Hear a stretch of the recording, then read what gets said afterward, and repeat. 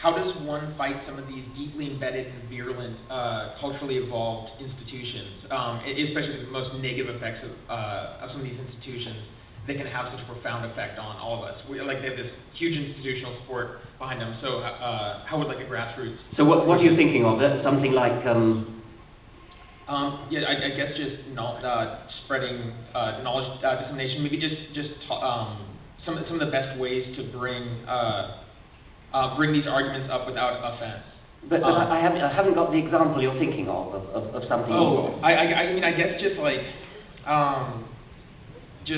coming from your view, which I fully support. Like how would we how would, I guess, just like a good way to talk to someone who has so much stake in the opposition view, and how to kind of come to a more of a middle ground without. But what opposition? What? Oh, sorry. Just the religious view. Oh, religious. Yeah.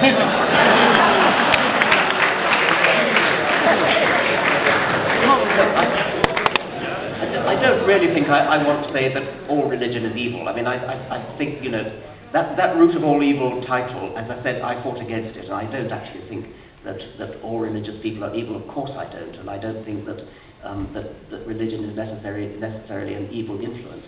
I do think that there are logical pathways leading from profound religious faith towards terrible deeds.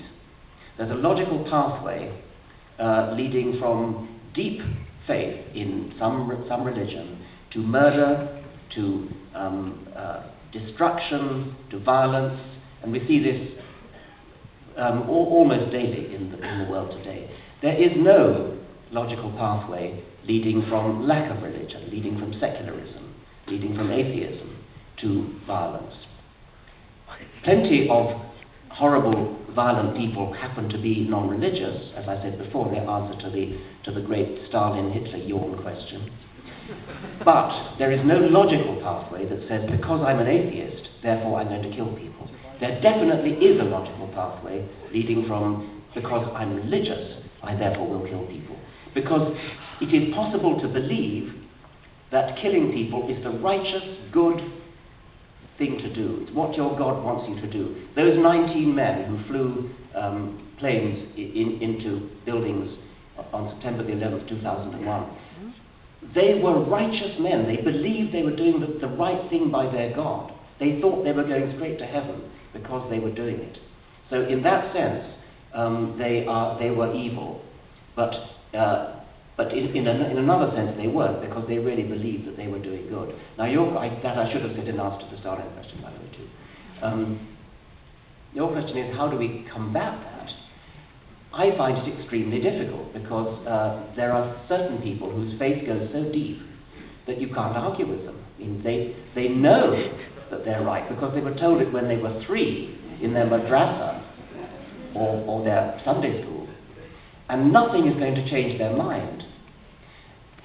Only some people are in that category, of course. I mean, you can argue with some people and you win them round. And that's my way. It's the only way I know.